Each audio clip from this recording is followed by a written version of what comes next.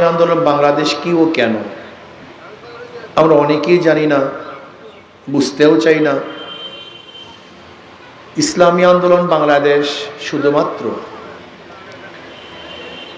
শুধুমাত্র দেশ, দল এবং নেতা পরিবর্তনের কোনো সংগঠনের নাম নয়। ইসলামী আন্দোলন বাংলাদেশ বিশ্বাস করে শুধু দেশ, দল এবং নেতা পরিবর্তনের মাধ্যমে মানুষের শান্তি আসতে পারে না। সংক্ষিপ্ত কয়েকটা উদাহরণ দেব। এই ভূখণ্ড যেখানে বসা আছেন, এই ভূখণ্ড বারবার পরিবর্তন হয়েছে। দীর্ঘদিন পর্যন্ত ভূখণ্ডের শাসক ছিল মুসলমান। কিছু মুনাফিকির কারণে ব্রিটিশ 200 বছর শোষণ করেছে। আমরা ব্রিটিশদের বিরুদ্ধে আন্দোলন করেছিলাম, সংগ্রাম করেছিলাম।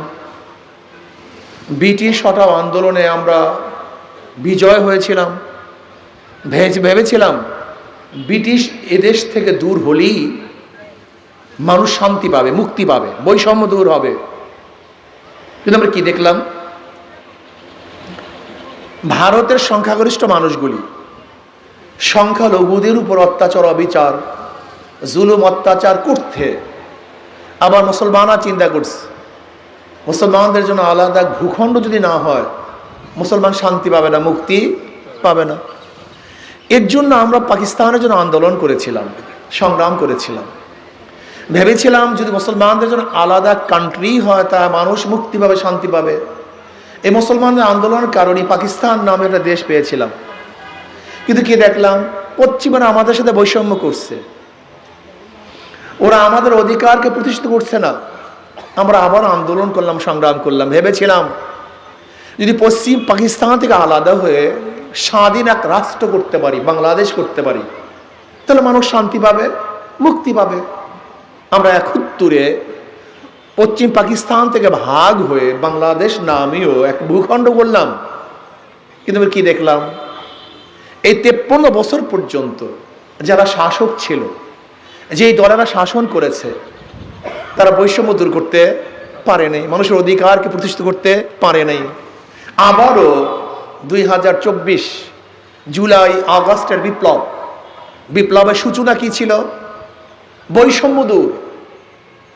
আপনারা কি জানেন স্বাধীনতা আন্দোলনের স্লোগান কি ছিল? 3টা স্লোগান ছিল: সাম্য, মানবিক মর্যাদা, সামাজিক ন্যায় বিচার। সাম্য, সামাজিক ন্যায় বিচার, মানবিক মর্যাদা প্রতিষ্ঠিত করার জন্যই পাকিস্তান থেকে আলাদা হয়েছিলাম। কিন্তু সাম্যতা সৃষ্টি হয়নি, মানবিক মর্যাদা আমরা পেয়েছিলাম না, এবং ন্যায় বিচার প্রতিষ্ঠিত হয়নি। আবারও 2024 আমরা আন্দোলন করেছিলাম বৈষম্য দূর করার জন্য। 5ই আগস্ট আবার দ্বিতীয়বার স্বাধীন হলাম। ভেবেছিলাম এবার বৈষম্য দূর হবে, মানুষ মুক্তি পাবে, শান্তি পাবে, অবৈধ খুন আর হবে না, লুণ্ঠন হবে না, ধর্ষণ হবে না, জুলুম হবে না, অত্যাচার হবে না, চাঁদা দিতে হবে না। আমার কোনো মানুষ, বাংলাদেশের কোনো নাগরিক ক্ষুধার্ত অবস্থায় ধুকে মারা যাবে না। নির্বিঘ্নে সমস্ত মানুষ ব্যবসা করবে, বাণিজ্য করবে, সমস্ত মানুষের বাক শক্তির অধিকার থাকবে, মানুষ বাঁচার অধিকার নিয়ে বাংলাদেশে বসবাস করবে। কিন্তু কি দেখলাম? আবারও সেই চাঁদাবাজি, আবারও জুলুম, আবারও ধর্ষণ, আবারও অবৈধ খুন। বাদ দেন অন্য খুনের কথা, শুধু 5ই আগস্টের পরে আজ পর্যন্ত শুধু বিএনপির মধ্যে খুনাখুনি করতে গিয়ে প্রায় 120-এর উপর খুন হয়েছে, শুধু বিএনপির মধ্যে, অন্য মানুষ বাদ। আগে জানতাম জাহান্নামের আগুনকে খেয়ে ফেলে, এখন দেখি এক বিএনপি আর এক বিএনপি খেয়ে ফেলে। সত্যি কথা, অবাস্তব না। আমরা কি দেখছি? আগে চাঁদা দিতাম 50 টাকা, এখন চাঁদা দেয় 10 টাকা, 150 টাকা। আগে চাঁদা নিত একজনে, এখন চাঁদা নেয় 3 জনে। কি দেখতেছি? ড্রাইভার সাহেব চাঁদা না দেওয়ার কারণে লাঠি দিয়ে গাড়ির কাঁচ ভাঙ্গা হচ্ছে, পিটিয়ে হত্যা করা হচ্ছে, হাত পা ভেঙে দেওয়া হচ্ছে। এমনকি বিএনপির কাছে ছাত্রদল চাঁদা চাওয়ার পরে বিএনপি চাঁদা না দেওয়ার কারণে ছাত্রদলের মানুষগুলি সেই মূল দলের মানুষের হাত পা ভেঙে দিয়েছে। কমিটি গঠন করতে গিয়ে প্রতিদিন মারামারি, প্রতিদিন কাটাকাটি, প্রতিদিন হত্যা। এইভাবে আর কতদিন বাংলাদেশ চলবে? কতদিন দেখতে চান? ভাইও, বোতল পরিবর্তন করে মদ যতই ঢুকান না কেন, মদের ক্রিয়া বন্ধ হয় না। পুরান বউকে যতই নব শাড়ি পরানো হোক না কেন, পুরান বউয়ের চরিত্র পরিবর্তন হয় না। আপনি কেন বুঝতেছেন না? আমি তো বুঝলাম না। একদল মানুষের ইসলাম ফোবিয়া, ইসলাম শুনলে আতঙ্কিত হয়ে যায়। একদিন এক গাঁজাখোর আমাকে বলতেছে, হুজুর যদি ইসলামী হুকুমাত আসে আমার গাঁজার অবস্থাটা কি? নেশাগ্রস্ত বেচারা। বেচারা কি গ্রস্ত? নেশাগ্রস্ত। বলতেই পারে আমার গাঁজার অবস্থা কি? আমি তাকে প্রশ্ন করলাম, ভাই তুমি মসজিদে গিয়ে কি গাঁজা পান করতে পারবা? বল না। আমি বলি কেন? বলল সেখানে পরিবেশ নেই। পরিবেশ নেই, গাঁজা সেবন করা যায় না। আমি বললাম, ইসলাম হুকুমাত যদি বাংলাদেশে প্রতিষ্ঠিত হয় তাহলে গোটা বাংলাদেশের পরিবেশটাও মসজিদের পরিবেশ হয়ে যাবে। তখন তুমি নিজের থেকে গাঁজা সেবন করবা না, সমস্যা আছে? না হুজুর, তা তো সমস্যা নেই। এখানে যে সমস্ত যুবকরা আছে ওরা ভাবে কি ইসলাম হুকুমাত আসলে এই টুপি পড়তে হবে, দাড়ি রাখতে হবে, নামাজ পড়তে হবে, এইটা করতে হবে, সেইটা করতে হবে। আমি করব কিভাবে? কারণ ইসলাম চাই না। তুমি ভুল বুঝতেছো। ইসলাম জোর করে তোমাকে কিছু করবে না, বরং ইসলাম তোমার মন তৈয়ার করবে। ইসলাম কি তৈয়ার করবে? তোমার কলব তৈয়ার করবে, তোমার পরিবেশ সৃষ্টি করবে, তোমার মনকে তৈয়ার করে দিবে। দেখেন, পাশের চেয়ারের ব্যক্তি যদি ঘুষ খায় তাহলে অপর ব্যক্তিরও, অন্য চেয়ারের ব্যক্তিদেরও চরিত্র আস্তে আস্তে খারাপ হয়ে যায়।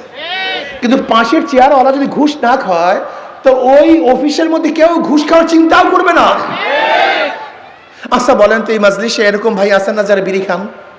কি দুই একজন আছেন কি নাই? এখন খান না কেন?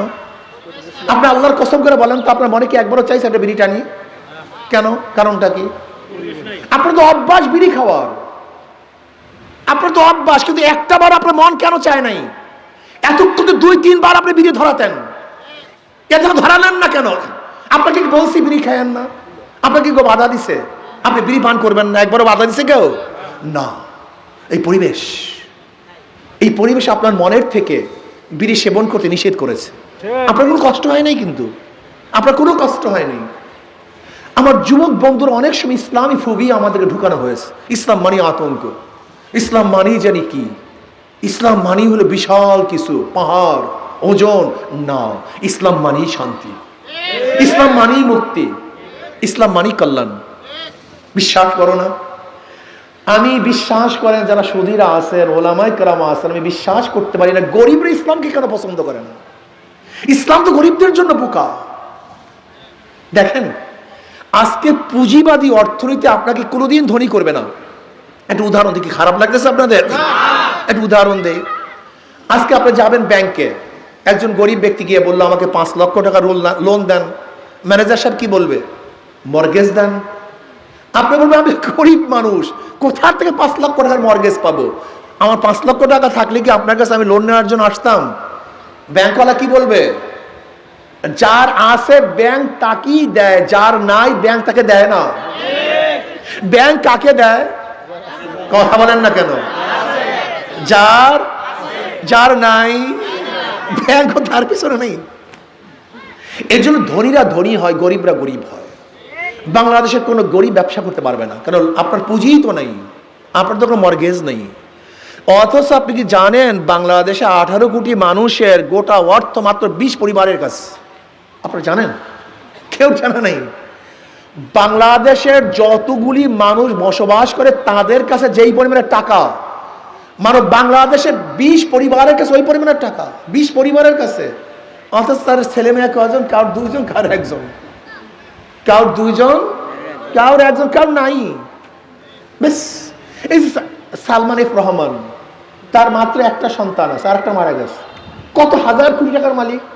শুধু শেয়ার বাজার থেকে চুরি করেছে 55,000 কোটি টাকা, অত মাত্র একটা সন্তান। কথাটা বুঝাতে পারিনি। আপনাদের গোটা বাংলাদেশের মানুষের কাছে যেই পরিমাণের অর্থ, এই পরিমাণের অর্থ মাত্র কয়েক পরিবারের কাছে। এর কারণটা কি? এর কারণ হলো বর্তমান অর্থনীতি। বর্তমান অর্থনীতি গরিবকে গরিব বানায়, ধনীকে ধনী বানায়। অথচ ব্যাকুব গরিবরা, এই নালায়েক, এই মূর্খ গরিবরা ওদের পিছনেই হাঁটে, কিন্তু যারা তাদের জন্য মরিয়া হয়ে তাদের মুক্তির জন্য লড়ছে তাদের কাছেও তারা যায় না। ইসলাম গরিবদের জন্য, ইসলামী অর্থনীতি গরিবদের জন্য। জাকাত কাদের জন্য বলেন? ফিতরা কাদের জন্য? মানত কাদের জন্য? ওশর কাদের জন্য? দান কাদের জন্য? ইসলামের গোটা অর্থনীতি গরিবদের জন্য। গোটা অর্থনীতি। ইসলাম আসলে কি হবে?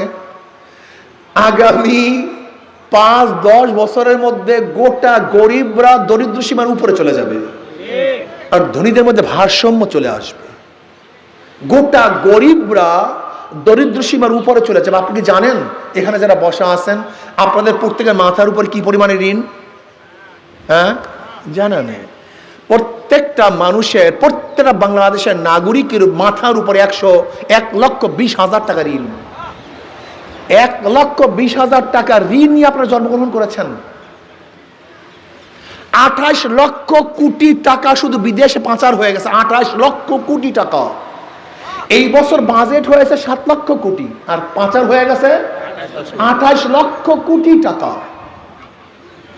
আপনি কি জানেন বাংলাদেশে আপনি কত ভ্যাট, কত ট্যাক্স দেন? এর চুরির পরিমাণটা কি আপনার জানা নেই? বিগত দিনগুলিতে 100 টাকা 70 টাকা চুরি হইতো, 30 টাকার কাজ হইতো। এমনকি বিগত ফেসিসের পরিকল্পনা মন্ত্রী কি বলেছেন আপনাদের মনে নেই? বাজেট করি 100 টাকা, গ্রামে যায় 10 টাকা, 90 টাকা চুরি।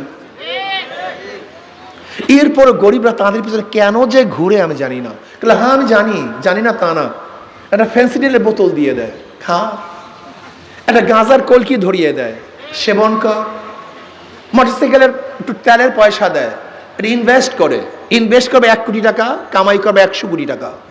ইনভেস্ট করে 5 কোটি টাকা, কামাই করে 5,000 কোটি টাকা। এটা ইনভেস্ট। রাজনীতি মানি এখন ব্যবসা, রাজনীতি মানি হলে কামাই না। ইসলামী আন্দোলন বাংলাদেশ কি চায়? শুধু নেতা নয়, নীতির পরিবর্তন চায়। ইসলামী আন্দোলন বাংলাদেশ কি বলতে চায়?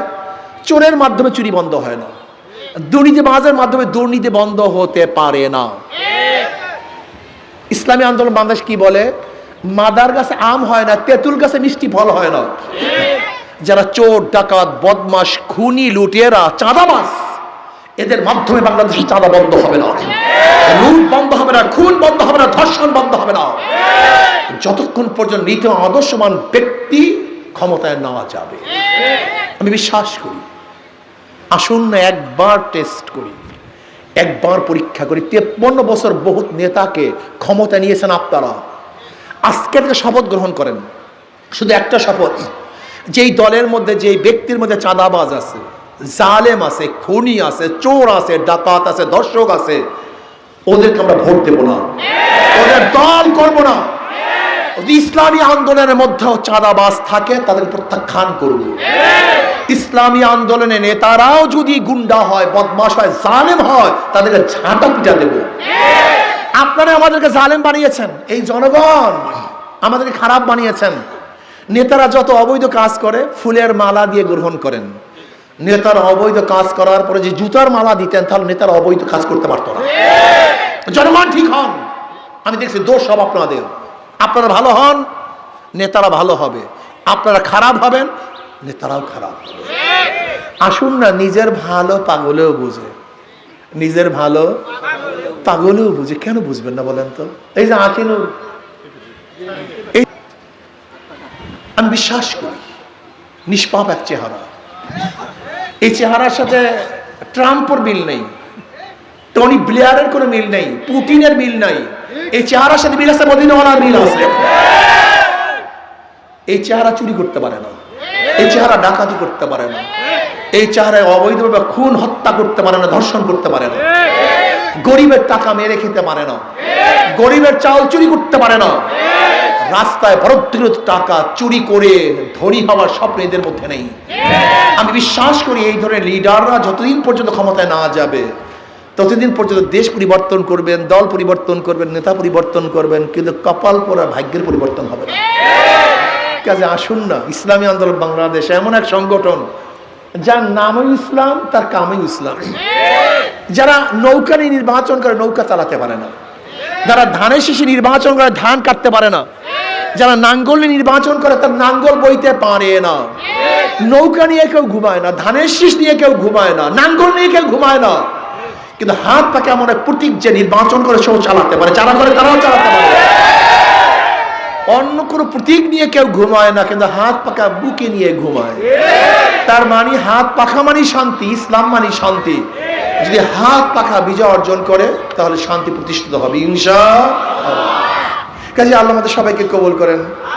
একবার চেষ্টা করার জন্য রাজি আছি আমার যুবক বাবারা, আমার যুবক বন্ধুরা, আমার মুরব্বীরা, আজকে থেকে নিয়াত করো তোমার আমার মার্কা হাত পাখা।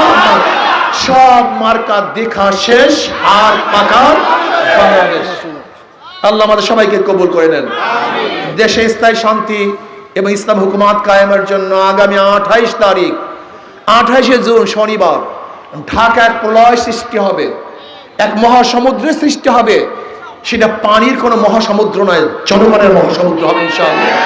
কি রাজি আছেন ইনশাআল্লাহ? ঢাকায় চলো, চলো ঢাকায় চলো, একজনের 10 জন 20 জন 100 জন নিয়ে ইনশাআল্লাহ ঢাকায় উপস্থিত হবো।